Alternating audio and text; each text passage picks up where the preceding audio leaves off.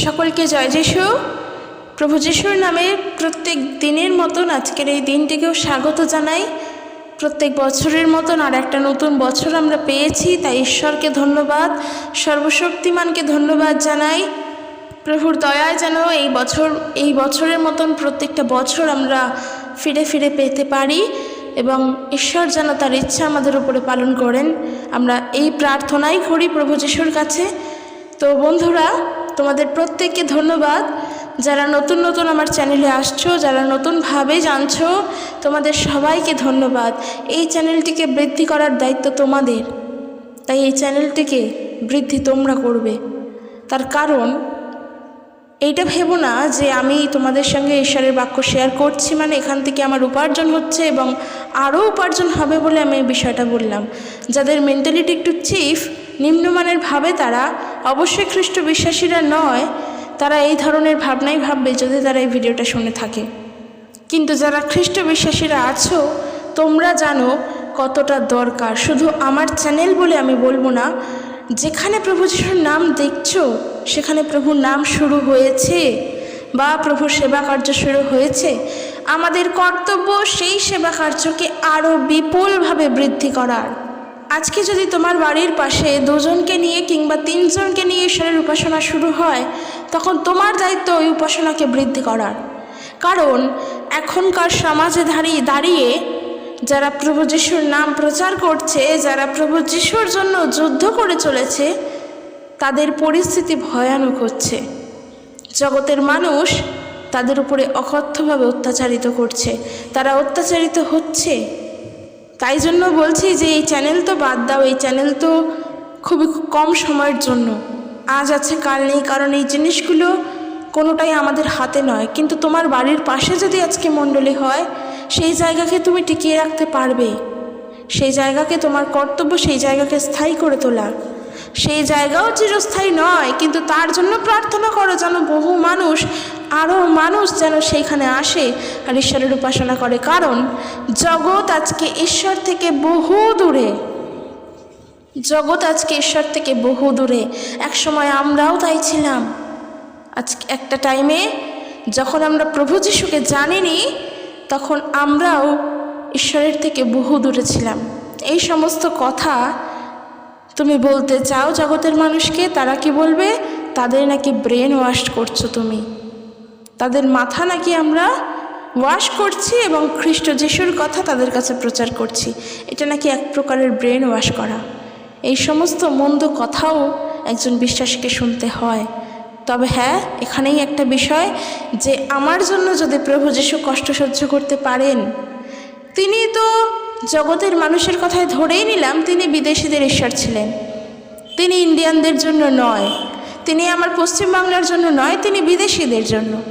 তাহলে তিনি বিদেশিদের ঈশ্বর হয়ে তিনি কেন বলেছেন যে তিনি আমাদের মানবজাতির পাপের উদ্ধারের জন্য তিনি এসেছেন? কেন তিনি আমাদেরকে পরিত্রাণ দিতে চান? তার কি দরকার? তিনি বিদেশিদের ঈশ্বর, তাদেরকেই পরিত্রাণ দিক, তাই না? আমরা তো ইন্ডিয়াতে বাস করি, আমরা তো ওয়েস্ট বেঙ্গলে থাকি, আমাদের তো দরকার নেই। আমরা মানব জাতির মধ্যেও তাহলে পড়ি না। কিন্তু ঈশ্বরের বাক্য বলছে প্রভু যিশুর নামে আছে পরিত্রাণ, যা আর অন্য কোনো কারোর কাছে নেই। তাহলে এবারে বলো, তাহলে তার কি ঠেকা ছিল তিনি ক্রুশে মৃত্যুবরণ করার? এই মানব জাতির পাপের ভার তার নিজের কাঁধে নেওয়ার কি প্রয়োজন ছিল? কারণ ঈশ্বর তিনি নিজের জন্য চিন্তা করেন না, তিনি আমাদের জন্য ভাবেন। তিনি জানেন আমাদের কোনটা দরকার, আমাদের কোনটা দরকার নেই। কিন্তু আজকের জগতের মানুষ ঈশ্বরের নামকে নিন্দা করছে, তারা ঈশ্বরকে ঘৃণা করছে, তারা সত্য ঈশ্বরকে জানে না। তারা একবারের জন্যও জানতে চেষ্টা করেন না যে প্রভু যিশু কে ছিলেন, তিনি আসলে কিসের জন্য পৃথিবীতে। আজকের এত মানুষ কেন শুধু তার পিছনে ছুটছে? সবার কথা বলছি না, কিন্তু যারা খ্রিস্টকে অনুসরণ করছে তাদের কথা বলছি। এত মানুষ যারা পশ্চিমবঙ্গতে বাস করে, কত মানুষ আজকের আছে এই পশ্চিমবাংলায় যারা খ্রিস্ট যিশুর পিছনে ছুটছে। তার জীবনের একমাত্র পরিত্রাতা হিসেবে প্রভু যিশু খ্রিস্টকে গ্রহণ করে নিয়েছে। এই এত মানুষ সবার কি ব্রেন ওয়াশ করা? কারণ নিজস্ব কোনো বুদ্ধি নেই, তাদের কি নিজস্ব কোনো বুদ্ধি নেই? তাদের কি ব্রেন ওয়াশ করে তারপরে প্রভু যিশুর কাছে আনা হয়েছে? জগতের মানুষরা আমাদেরকে বলছে। সত্যি তাদের কথায় আমার দুঃখ হয়, করুণা হয় যে কেন তারা পরিত্রাণ এখনও পেল না। কারণ তারা যিশুকে ত্যাগ করেছে। যিশুকে ত্যাগ করেছে কি বলবো, যিশুকে তারা বিশ্বাসই করেনি। সত্যি এদের জন্য প্রভু যিশু কিন্তু কেঁদেছিলেন, তিনি আমাদের জন্যও কেঁদেছেন। একসময় আমরাও তো ছিলাম, কিন্তু ঈশ্বরের অশেষ কৃপা, তার ধন্যবাদ হোক যে আমরা তাকে গ্রহণ করেছি। তাই জন্য একটা জিনিস জানবে, ঈশ্বরের রাজ্যে প্রবেশ করতে গেলে না শিশুদের ন্যায় হতে হয়, একটা ছোট্ট শিশুর মতন হতে হয়, নিজের হৃদয়কে একটা ছোট্ট শিশুর মতন করে রাখতে হয়, না হলে ঈশ্বরের রাজ্যে প্রবেশ করা যায় না। কোনো যুক্তি, তর্ক, বিতর্ক, ডিবেট এগুলো কোনোটাই ঈশ্বরের রাজ্যে চলে না, কোনোটাই চলে না। কারণ তিনি হলেন আমাদের সবার উপরে, তিনি আমাদের পিতা, আমরা তার অনুশাসনে চলছি, আমরা তার শিক্ষায় চলছি। আমরা যেমন যখন ছোট্ট থাকি, আমরা যেমন আমাদের মাস্টারদের ওপরে কোনো কথা বলতে পারি না, গৃহশিক্ষক বলো কিংবা স্কুল টিচার বলো, যারাই হোক না কেন, গুরুজনেরা, শিক্ষকেরা, তাদের উপর দিয়ে কিন্তু আমরা কোনো কথা বলতে পারি না। যখন আমরা ছোট থাকি, যখন আমরা ক্লাস 1, 2, 3, 4 পড়ি, তখন কিন্তু তাদের উপরে কোনো কথা আমরা বলি না, আমরা তাদেরকে তখন সম্মান করে চলি। হ্যাঁ, তাদের কিছু কিছু বিষয় হয়তো ছোটোবেলায় আমাদের রাগ হয়, তাদের সঙ্গে রাগ করি, আবার তাদের সঙ্গে আমাদের আলাপ হয়ে যায়, কিন্তু তাদের উপর দিয়ে আমরা চলি না।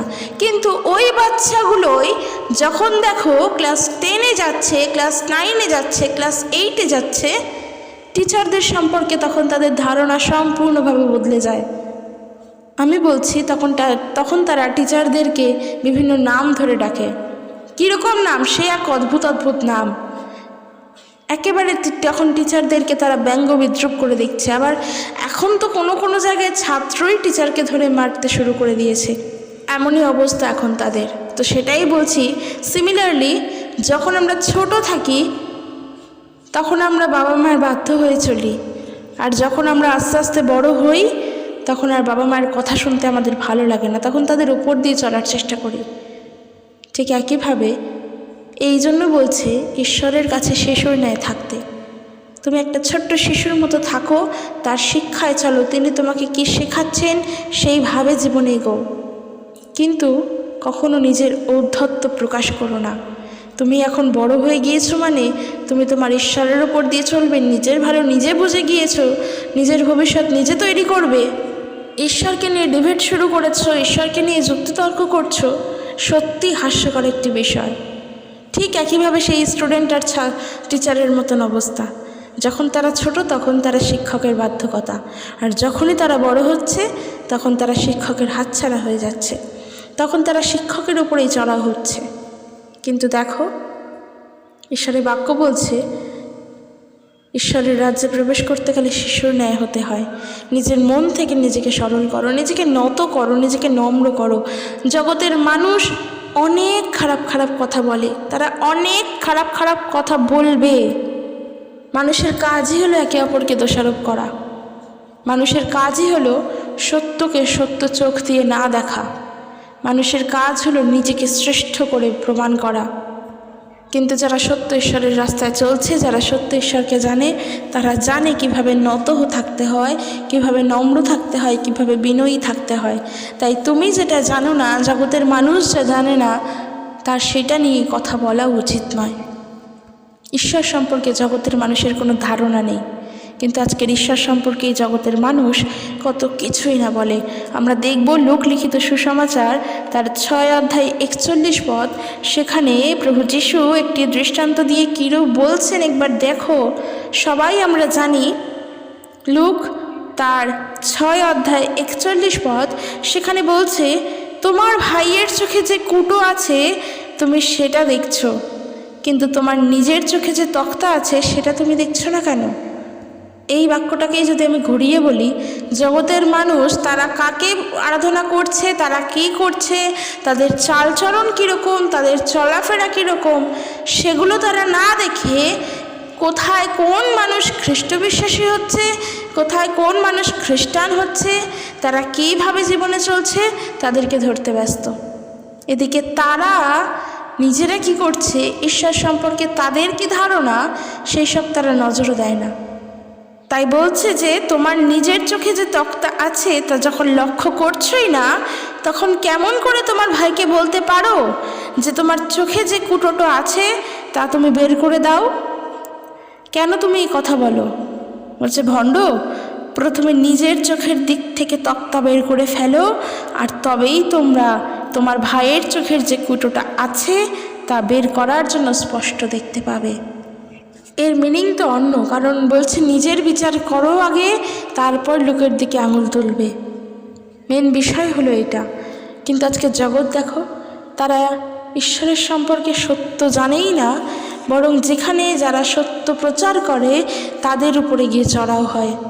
তারা ঈশ্বর বলে দাবি করে, অথচ ঈশ্বরের প্রকৃত পূজাই করতে জানে না, ঈশ্বরের প্রকৃত আরাধনা করতে জানে না, ঈশ্বরকে সন্তুষ্ট করতে জানে না। কিন্তু আমরা শাস্ত্র থেকে দেখব যে সেই ভাববাদী পুস্তক তার 1 অধ্যায় 15 পদ থেকে, সেখানে থেকে যদি আমরা দেখি যে ঈশ্বর প্রকৃত পূজা চান, সেই প্রকৃত পূজা কি, ঈশ্বরের বাক্য এখানে বলছে, তোমরা হাত তুলে আমার উদ্দেশ্যে প্রার্থনা জানালে আমি তোমাদের দিক থেকে চোখ ফিরিয়ে নিই, তোমাদের দিক থেকে চোখ ফিরিয়ে নেব। তোমরা বারে বারে প্রার্থনা করবে, কিন্তু আমি তা শুনবো না, কেননা তোমাদের হাত রক্ত মাখা। তোমরা নিজেদের পরিষ্কার পরিচ্ছন্ন করো, শুদ্ধ করো এবং মন্দ কাজগুলো করা বন্ধ করো। আমি তোমাদের মন্দ কাজগুলো দেখতে চাই না। ভালো কাজ করতে শেখো, মানুষের সঙ্গে ভালো ব্যবহার করো, ন্যায় বিচারের অনুসরণ করো, অত্যাচারী অনিষ্টকারী লোকেদের শাস্তি বিধান করো, অনাথ ছেলে মেয়েদের পাশে দাঁড়াও, বিধবাদের সাহায্য করো। বলছে প্রভু বলেন, সদাপ্রভু বলেন, এসো এইসব বিষয়গুলো নিয়ে বিচার বিবেচনা আলাপ আলোচনা করা যাক। যদিও তোমাদের পাপগুলো উজ্জ্বল লাল রঙের কাপড়ের মতো, ওগুলো ধুয়ে ফেলা যায় এবং তোমরা তুষারের মতো সাদা হয়ে যেতে পারো। যদিও তোমাদের পাপ রক্তের মতো লাল, তোমরা পশমের মতো শুভ্র হয়ে উঠতে পারো। ঈশ্বরের বাক্য বলছে, আমাকে মেনে চললে, আমার কথা শুনলে তোমরা এই দেশ থেকে অনেক ভালো ভালো জিনিস পাবে, কিন্তু আমার কথা না শুনলে তোমরা আমার বিরুদ্ধাচারী হবে এবং তোমাদের শত্রুরা তোমাদেরকেই ধ্বংস করবে। স্বয়ং প্রভু এই কথা বলেন। জগতের মানুষ মনে করে যে ধর্মের সেবা করলে, ধর্মের নামকে উচ্চ করলে, তাহলেই নাকি সত্য ঈশ্বরের পূজা করা হয়। মানুষ ভাবে নিজের জীবনকে সুন্দর করে সাজিয়ে নিজের ধর্মকে প্রচার করলে ঈশ্বরের সেবা করা হয়। তারা এটা জানে না যে ঈশ্বর কোনো ধর্মের নয়, ঈশ্বর কারোর একার সম্পত্তি নয়। তুমি বলতে পারো না ঈশ্বর আমার একার, তুমি বলতে পারো না ঈশ্বর তোমার একার। ঈশ্বর কারোর একার জন্য নয়, তিনি সমগ্র মানুষের জন্য, সমগ্র জগতের জন্য। তিনি কারোর একার সম্পত্তি নয়। কাজে ঈশ্বরকে সন্তুষ্ট করতে হলে, ঈশ্বরের প্রকৃত পূজা করতে হলে নিজেকে আগে শুদ্ধ করো, নিজের হৃদয়কে শুদ্ধ করো। পোশাক আশাককে পরিবর্তন করে পোশাক আশাককে শুদ্ধ করলে কখনো ঈশ্বরের আরাধনা করা হয় না। সাপোজ ধরো তুমি আজকের একটা পবিত্র জায়গায় প্রবেশ করছো এবং জগতের মানুষ যাকে ঈশ্বর বলে গ্রহণ করে সেখানে তুমি প্রবেশ করলে, ঠিক আছে? তুমি কি করেছো? যখন তুমি বাড়ি থেকে বেরিয়েছো তখন তুমি তোমার পরিবারের সঙ্গে অত্যাচার করে বেরিয়েছো। তোমার পরিবার তোমাকে ওই মন্দিরে যেতে প্রবেশ করতে বারণ করেছে, কিন্তু তুমি তোমার পরিবারের সঙ্গে যা খুশি তাই, যেমন খুশি তাই ব্যবহার করে বাড়ি থেকে বেরিয়েছো এবং শুদ্ধভাবে ওই মন্দিরে তুমি এসেই প্রবেশ করছো। বাড়ি থেকে বেরোনোর পর একেবারে শুদ্ধ পোশাকে, সুন্দরভাবে, একেবারে হ্যান্ডসামভাবে তুমি পরিষ্কৃত হয়ে মন্দিরে প্রবেশ করছো। আর তুমি মনে করছো যে এইভাবে পরিষ্কৃত হয়ে গেলে বুঝি ঈশ্বর সন্তুষ্ট হয়।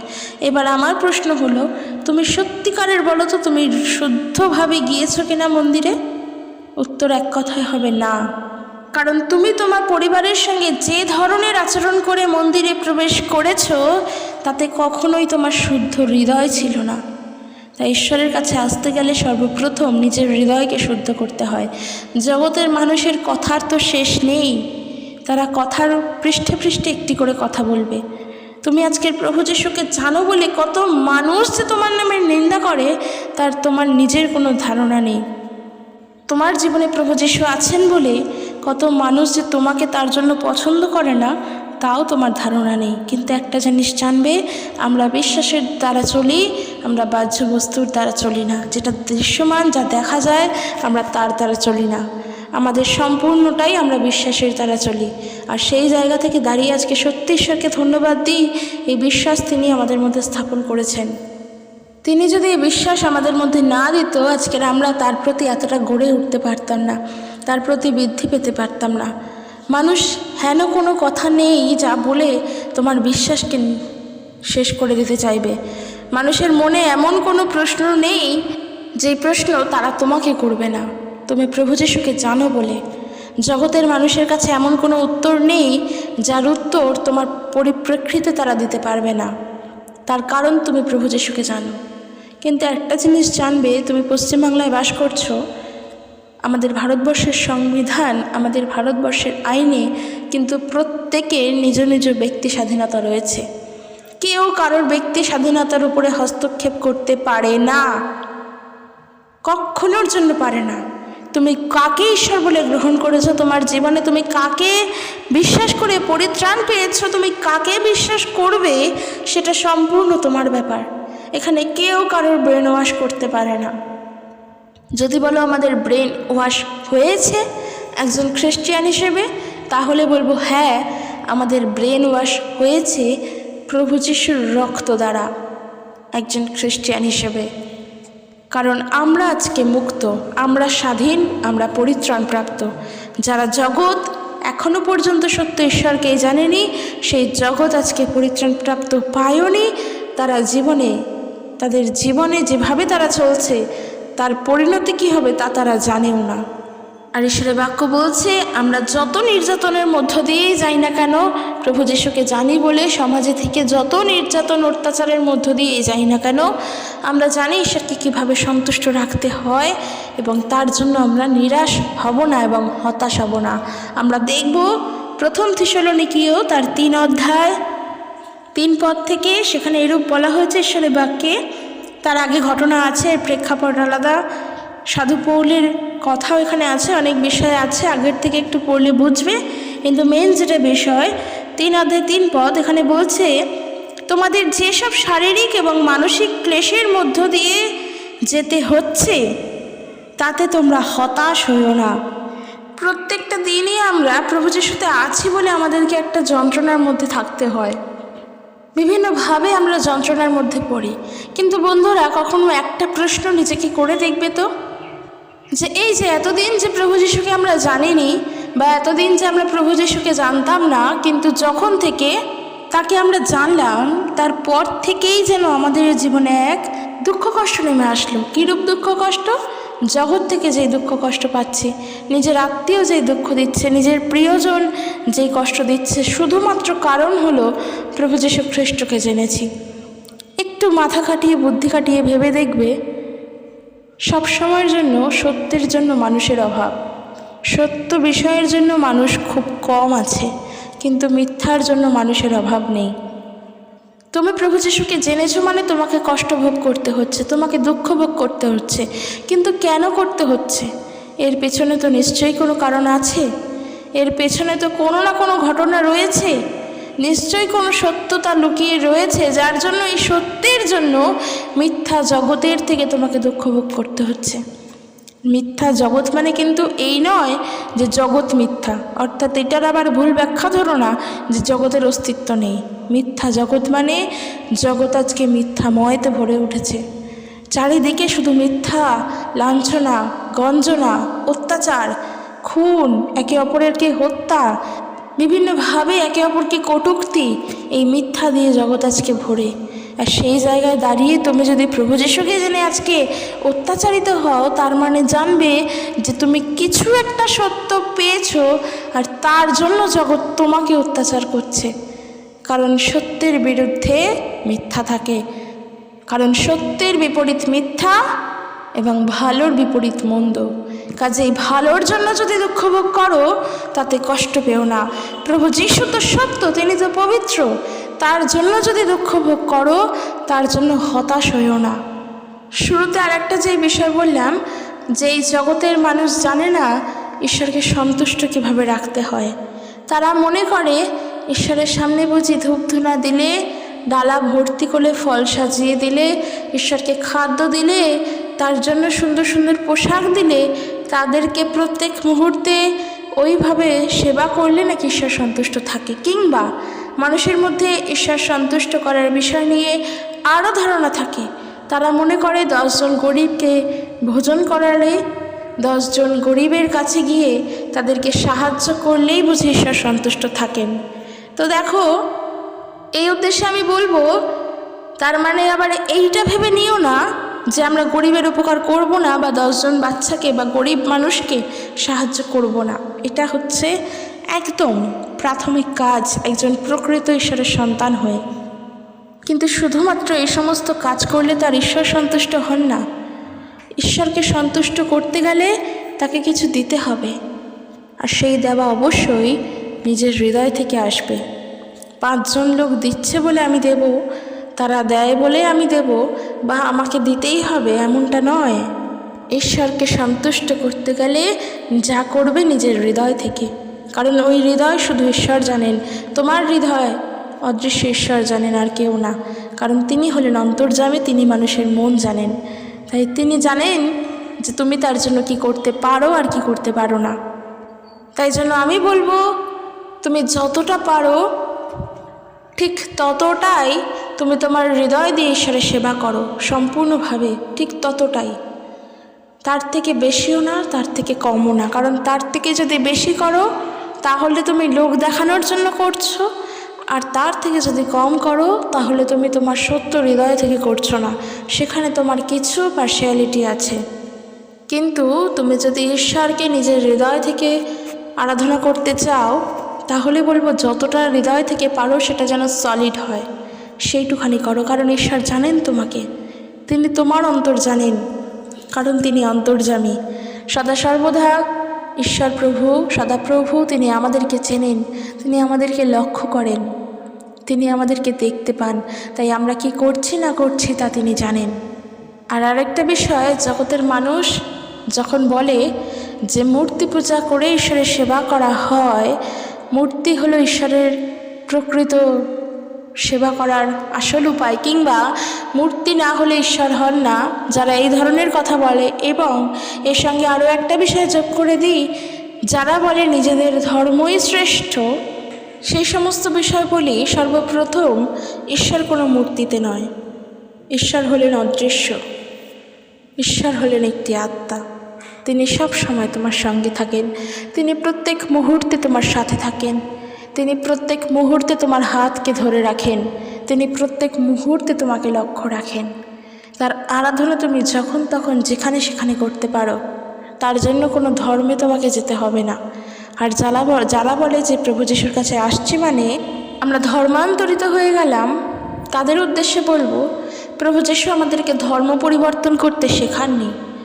তিনি এসেছিলেন মানুষের জীবন পরিবর্তন করতে, ধর্ম পরিবর্তন করতে নয়। তোমার চিন্তাধারাকে পরিবর্তন করতে, তোমার লাইফস্টাইলকে পরিবর্তন করতে।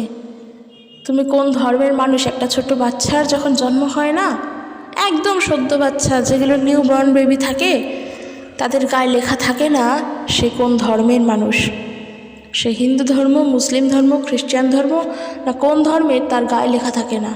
যতদিন যায়, যত বড় হয়, আস্তে আস্তে বৃদ্ধি পায়, তারপর তার মধ্যে সমস্ত কিছুর জ্ঞান হয়। কিন্তু যখন সেই বাচ্চাটির জন্ম হয়, তখন তার গায়ে লেখা থাকে না সে কোন ধর্মের ব্যক্তি, সে সনাতন, সে আদি না অনন্ত ধর্মের, না সে খ্রিস্টান ধর্মের, না কোন ধর্মের, কিচ্ছু লেখা থাকে না। আর যখন ওই বেবিটাই তার মায়ের গর্ভে থাকে, তখন সেই বাচ্চাটিও জানে না সে কোথায় আছে। তখন শুধুমাত্র তাকে টেক কেয়ার করার জন্য বাহ্যিকভাবে থাকে তার মা, আর অভ্যন্তরীণভাবে থাকে হলেন ঈশ্বর। তখন ঈশ্বর তাকে টেক কেয়ার করেন। কাজেই ওই বাচ্চাটি কোন ধর্মের সেটা বড় কথা নয়। তাই জন্য একটা বিষয়, কখনো আমরা ঈশ্বরকে ধর্ম দিয়ে বিচার করব না, কারণ সত্যি ঈশ্বর কোনো ধর্মের জন্য নয়, তিনি মানুষের জন্য। প্রভু যীশু তিনি মানুষের জন্য প্রাণ দিয়েছিলেন, তিনি মানুষের জন্য ক্রুশে মৃত্যু হয়েছিল। মানুষের এমনও প্রশ্ন থাকে, প্রভু যীশু যদি সত্যি ঈশ্বর হন, তাহলে সেই মুহূর্তে ক্রুশীয় মৃত্যু থেকে কেন তিনি নিজেকে বাঁচাতে পারেননি? এই একটা বড় প্রশ্ন মানুষের মধ্যে থাকে। সর্বপ্রথম বলবো, তার মৃত্যু, তার এই পৃথিবীতে আসা, তার 3 দিন বাদে পুনরুত্থান, এই কোনো কিছুই মানুষের চিন্তাধারার দ্বারা নয়, সমস্তটাই ঈশ্বরের চিন্তায়। ঈশ্বর তার পরিকল্পনা আমাদের উপরে করেছিলেন, আর আমরা তার পরিকল্পনাকে গ্রহণ করেছি। ঈশ্বরের পরিকল্পনা কী ছিল?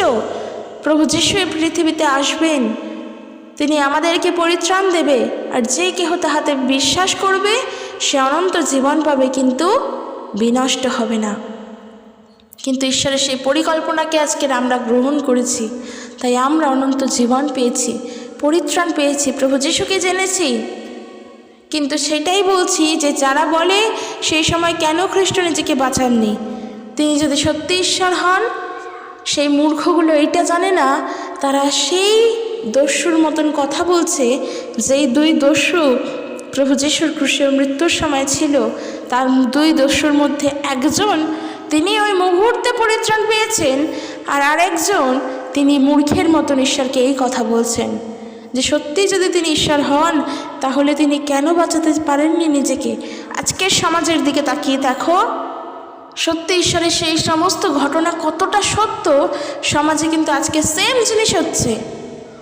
আমরা প্রভু যীশুকে বিশ্বাস করে পরিত্রাণ প্রাপ্ত হয়েছি, আর যারা প্রভু যীশুকে বিশ্বাস করেনি বা করে না, তারা ওই দস্যুর মতোই কথা বলছে যে যদি যীশু নিজে ঈশ্বরই হন, তাহলে কেন তিনি নিজেকে বাঁচাননি, তার মানে যীশু ঈশ্বর নয়।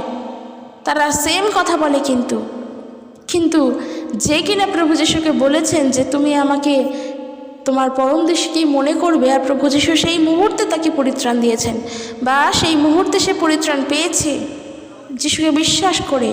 সেম ঘটনা আজকের সমাজে দাঁড়িয়েও হয়, এখনও হচ্ছে। কাজে বন্ধুরা, কখনো মানুষের মধ্যে এরকম চিন্তাধারা দেবে না যে প্রভু যীশুর কাছে আসলে তোমার ধর্ম পরিবর্তন হবে। তাদেরকে একটা বিষয় বলবে, তোমার জীবন পরিবর্তন হবে, তোমার মন পরিবর্তন হবে, তোমার হৃদয় পরিবর্তন হবে, কারণ প্রভু যীশু হলেন হৃদয় পরিবর্তনকারী ঈশ্বর। ওই যে একটা ঘটনা বলি, যে শত্রু তোমার বিরুদ্ধে কথা বলে, আজকে প্রভুর শিক্ষা অনুযায়ী তুমি যদি সেই শত্রুর জন্য প্রার্থনা করো, ওই শত্রুরও মন পরিবর্তন হবে। এটা প্রভু যীশুর দ্বারা সম্ভব, কারণ শত্রুদের ক্ষমা করতে তিনি শিখিয়েছেন, শত্রুদের ক্ষমা একমাত্র তিনিই করেছেন। কিন্তু আমরা যদি দেখি অন্যান্য জায়গায়, সেখানে শত্রুদের বিনাশ করতে বলা হয়েছে, শত্রুদেরকে ধ্বংস করতে বলা হয়েছে, অসুরদেরকে বিনাশ করতে বলা হয়েছে। কিন্তু আমার খ্রিস্ট যীশু এতটাই মহান যে তিনি ওই সামান্য সামান্য অসুরের থেকেও যারা প্রভুকে হত্যা করেছে, তাদেরকে তিনি ক্ষমা করে দিয়েছেন। আর খ্রিস্টের শিক্ষাই এমন যে আমরা যেন নিজের শত্রুর জন্য প্রার্থনা করি। কাজে জগতের মানুষ যা খুশি বলুক, তাতে আমাদের কিছু আসে যায় না, কারণ সত্য আমরা জানি। যদি আমরা শেষ দেখি জিরোমীয় ভাববাদী পুস্তক, তার 10 অধ্যায় 10 পদ থেকে, সেখানে এরূপ বলা হয়েছে, কিন্তু প্রভুই হলেন সত্যিকারের ঈশ্বর, তিনি একমাত্র ঈশ্বর যিনি জীবিত। হ্যাঁ, আমার ঈশ্বর জীবিত, তিনি জীবন্ত ঈশ্বর, তিনি হলেন সর্বকালের রাজা। ঈশ্বর ক্রুদ্ধ হলে পৃথিবী কেঁপে ওঠে, এবং সেই ক্রোধ থামানোর ক্ষমতা ওই ভিনদেশীদেরও নেই। প্রভু বললেন, এই বার্তা ওই লোকেদের জানিয়ে দাও, ওই ভ্রান্ত দেবতা পৃথিবী ও স্বর্গকে তৈরি করেনি, তারা ধ্বংস হবে এবং তাদের স্বর্গ মর্ত্য থেকে অদৃশ্য করে ফেলা হবে। ঈশ্বর হলেন সেই একজন যিনি পৃথিবী তৈরি করতে তার শক্তি ব্যবহার করেছিলেন। ঈশ্বর তার জ্ঞান দিয়ে এই পৃথিবী তৈরি করেছেন, তার জ্ঞান ও বোধ শক্তি দিয়ে পৃথিবীর উপরে আকাশের আচ্ছাদন তৈরি করেছেন। ঈশ্বরই উচ্চ বজ্র নির্ঘোষ, বন্যা এবং বৃষ্টির কারণ।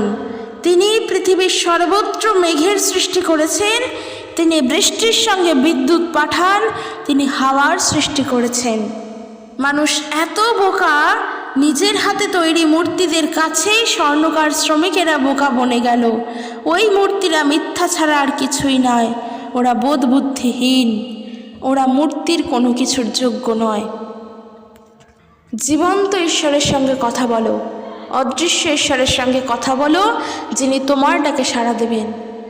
মূর্তির সঙ্গে সারা জীবন কথা বলে গেলেও কোনো সাড়া তুমি পাবে না।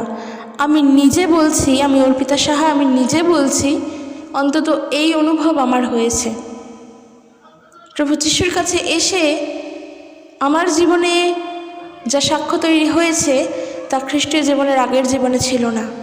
প্রভু যিশুর কাছে এসে আমি যা পেয়েছি তা আমি খ্রিস্টীয় জীবনের আগের জীবনে পাইনি, সত্যি পাইনি।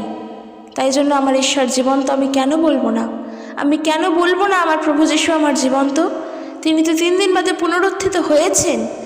তাহলে তার জন্য আমরা কষ্ট সহ্য করব, তার জন্য আমরা দুঃখ ভোগ করব। মানুষ তার জন্য আমাদেরকে যা খুশি কথা শোনায় শোনাক, প্রত্যেক দিনই শুনছি আমরা, আমাদের সংসারে থেকে, আমাদের জগতে থেকে আমরা শুনতে রাজি। তাই মানুষ কি বলছে আমরা সেদিকে কান দেব না। তো বন্ধুরা, চলো আজকের ভিডিও এখানে শেষ করছি, কিন্তু তার আগে কিছু প্রশ্নের উত্তর দেব তোমাদেরকে। একজন আমাকে কমেন্ট বক্সে কমেন্ট করেছো যে তুমি নেশার মধ্যে ছিলে এবং সেই খারাপ পথ থেকে এখন বেরিয়ে আসতে চাইছো। তুমি প্রভু যিশুকে জানো, কি করবে তুমি? এই যে তোমার মধ্যে ধারণাটা এসেছে তুমি খারাপ পথ থেকে বেরিয়ে আসতে চাইছো, তার মানে বুঝে নাও তোমার জীবনের পথে তুমি সফলতা পেয়েছো। তুমি এই যে বেরিয়ে আসতে চাইছো, এর জন্য প্রার্থনা করো যেন সমস্ত মন্দ জিনিস তোমার জীবন থেকে দূরে সরে যায়। প্রভুকে যেন সত্যভাবে জানতে পারো, সমস্ত মন্দতা থেকে ঈশ্বর যেন তোমাকে দূরে রাখে, শয়তানের কোনো কার্যক্রম যেন তোমার উপরে এসে অ্যাটাক না করে। প্রার্থনা করবে, তোমার প্রার্থনা ছাড়া কোনো উপায় নেই, কারণ আমরা হলাম ঈশ্বরের সন্তান। আর এই সন্তান হওয়ার অধিকার আমরা প্রভু যিশুকে বিশ্বাস করার পরে পেয়েছি, আগে নয়, একদমই আগে নয়। মানুষ যাই বলুক, তারা ভুল বলছে, তারা ভুল বোঝাচ্ছে। ব্রেন ওয়াশ আমরা করি না, ব্রেন ওয়াশ হয়তো আমাদেরকে তাড়া করে, নিজের ধর্মকে প্রচার করতে চায়। কিন্তু আমরা কি করি? যারা প্রভু যিশুর কথা শোনে না তাদের কাছে আর যাই না। প্রভু যিশুর বাক্য তাই বলছে, যে গাছে ফল ধরে না সেই গাছ কেটে আগুনে পুড়িয়ে ফেলো। যেখানে গিয়ে আমরা শুনছি, দেখছি, প্রভুর নাম প্রচার করতে যাচ্ছি, তারা গ্রহণ করছে না, সেখানে নিজের পায়ের ধুলো ছাড়িয়ে ফেলিয়া চলে আসো। কাজেই জোর করে কাউকে দিয়ে কিছু হয় না। কাউকে আমরা জোর করে যিশুর নাম বলতে পারবো না, কিন্তু তার জন্য প্রার্থনা করতে পারবো। কাজেই আমরা ঈশ্বরের সন্তান, সেটা যিশুকে জানার পরে পেয়েছি, তার আগে নয়। আর সবথেকে বড় কথা, ঈশ্বরকেই আমরা জেনেছি প্রভু যিশুরই হাত ধরে। প্রভু যিশুকেই যদি না জানতাম, তাহলে সর্বশক্তিমানকে বুঝতামই কি করে? তার এই পরিকল্পনা মাফিক যে সৃষ্টি, সেই সৃষ্টিকে জানতাম কি করে? তার যে নিজস্ব শক্তি দ্বারা এই সৃষ্টি, তার মুখের বাক্যের দ্বারা এই সৃষ্টি, তা বুঝতাম কি করে? প্রভু যিশুকে জেনেছি বলেই তো এগুলো সম্ভব। তাই প্রভু যিশুকে যখন জেনেছো, আমরা যেন প্রভু যিশুর জন্যই সারাটা জীবন থাকতে পারি। আমাদেরকে মানুষ পিষে মেরে ফেলুক, কিন্তু আমরা যিশুকে ছাড়বো না। তারা আমাদের নামে নিন্দা করুক, করতে দাও। ঈশ্বরের বাক্য বলছে, মূর্খদের সঙ্গে আমরা যেন তর্ক না করি। তারা সত্যিই বোকা, তারা সত্যি মূর্খ, তারা জানে না তারা কী বলে। তারা কার নামের নিন্দা করে তারা সেটাও জানে না। তারা এটা জানে না তারা সর্বশক্তিমানের নামের নিন্দা করছে। এদিকে তারা ঈশ্বর সম্পর্কে নাকি কত কিচ্ছু জানে। তারা আসলেই কিছু জানে না। তারা নিজেকে নিজে শ্রেষ্ঠ বলে বলতে জানে, নিজের ধর্মকে শ্রেষ্ঠ প্রমাণ করতে চায়। কিন্তু একটা বিষয় জেনে রাখো, ঈশ্বর হলেন সবার আগে, তিনি হলেন সনাতন, তিনি হলেন আদি, তিনি হলেন অনন্ত, তিনি চির বিরাজমান, তিনি যুগ পর্যায়ের যুগে যুগে একই রকম। তিনি আগে যা ছিলেন তিনি এখনও তাই। তার প্রেম আগে যা ছিল এখনও তাই। কাজে ঈশ্বর হলেন সনাতন, তিনিই আদি, তিনিই অনন্ত। আর মানুষ তো তার নিজের ইচ্ছায়, নিজের সুবিধার্থে ধর্মকে সৃষ্টি করে নিয়েছে। জাতি, ভেদ, বর্ণ, সমস্ত কিছু, অস্পৃশ্যতা, এই সব কিছু মানুষ নিজের ইচ্ছায় বানিয়েছে। কাজেই মানুষের দ্বারা সৃষ্ট জিনিস কখনো সত্য হতে পারে না। সব জিনিস কখনো সত্য হতে পারে না। ঈশ্বর সত্য, তার সৃষ্ট সব কিছুই সত্য। তো চলো আজকের ভিডিওটা কেমন লাগলো জানিও। দেখা হবে নেক্সট একটি ভিডিও। সকলে সুস্থভাবে থাকো, খ্রিস্টের প্রেম শান্তি ভালোবাসা প্রত্যেকের প্রতি বর্তুক। আর অবশ্যই জানাবে আজকের ভিডিওটি কেমন লাগলো। জয় যিশু, প্রেজ দ্য লর্ড।